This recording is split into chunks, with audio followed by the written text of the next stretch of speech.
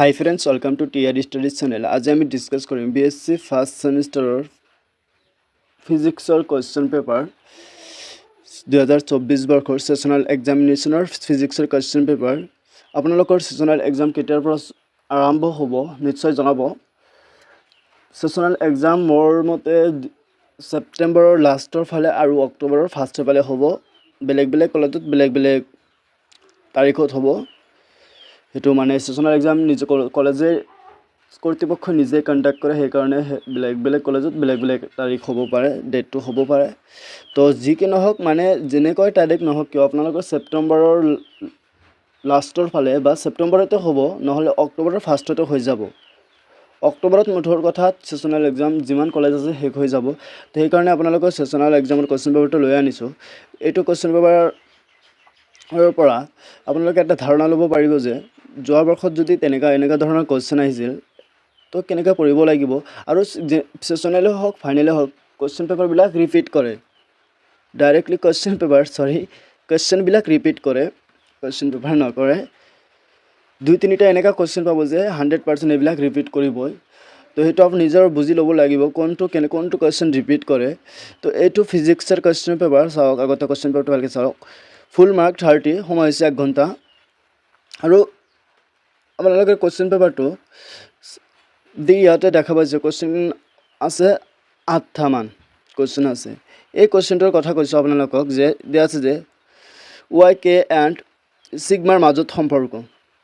find the relation between yk and sigma এই কোৱেশ্চনটো যোৱা বছৰ ফাইনালত আহা দেখা গৈছিল সেশনালত আহিছিল তো তেনেকৈ ভাবি ল'ব যে যদি যোৱা বছৰ ফাইনাল সেশনালত আহিছে তেনেহলে এবাৰ আহাৰ কিনেকা চান্স আছে আৰু এই যে 7 নম্বৰ কোৱেশ্চনটো সিলিন্ড্ৰিকেল বডি এটো কোৱেশ্চন আহিছিল গাউছ ডাইভাৰজেন্স থিওৰাম মোস্ট ইম্পৰ্টেন্ট কোৱেশ্চন এইবিলাক কাৰ এইবিলাকটো বহুত ইম্পৰ্টেন্ট তো আৰু কোৱেশ্চনটো বহুত ইম্পৰ্টেন্ট ইয়াৰ পৰা যদি ফাইনালত আপোনালোকৰ কোৱেশ্চন নাহে দেন তাৰ পিছত মোক জনাব যে দাদা আপোনাৰ কোৱেশ্চন পৰা এটাও কমন পৰা নাই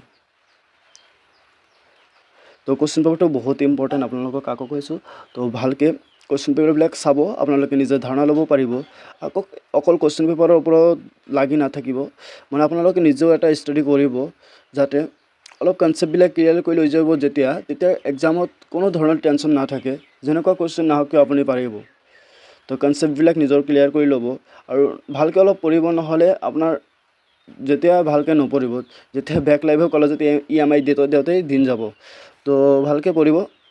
এইটো ফিজিক্সৰ কোৱেশ্চন আছিল যিসকলৰ ফিজিক্স মেজৰ সেইসকলৰ তো এইটো কোৱেশ্চন পেপাৰ বহুত দৰকাৰ মাইনৰ সকলৰো বহুত দৰকাৰ কাৰণ ফিজিক্স মেজৰ মাইনৰ বহুত ষ্টুডেন্ট আছে দুজনৰে এইটো পঢ়িব লাগিব আৰু যিসকলৰ মেজৰ আছে অকল সেইসকলৰ কাৰণে SCC যেটো ফিজিক্সৰ মেজৰ হেটো SCC একটা পেপাৰ থাকে পেপাৰটোৰ নাম আপোনালোকৰ কি হেটো কমেন্ট বক্সত জনাব তাৰে ওপৰত আমি কোৱেশ্চন পেপাৰ আনিবলৈ যত্ন কৰিম যোৱা বৰ্ষৰ SCCৰ কোৱেশ্চন পেপাৰ আনি আছো খুব জলদি তো যদি আমাৰ চেনেলটো সাবস্ক্ৰাইব কৰা নাই দেন TR ষ্টাডিজ চেনেলটো সাবস্ক্ৰাইব কৰি ৰাখিব আপোনালোকৰ বিভিন্ন ধৰণৰ সহায় হোৱাকে কোৱেশ্চন পেপাৰ নোটছ আমি দিবলৈ যত্ন কৰিম সিলেবাস ইনফৰমেশন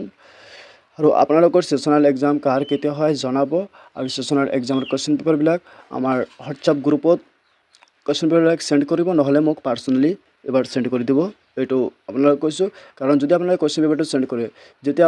আপোনালোকৰ জুনিয়ৰ সকল আহিব হিহঁতক আমি কি হেল্প কৰিব পাৰিম তো যাতে আমি বেলেগক সহায় কৰিব পাৰো এটোই আমাৰ টাৰ্গেট তো কোৱেশ্চন পেপাৰবিলাক সেন্ড কৰিব ধন্যবাদ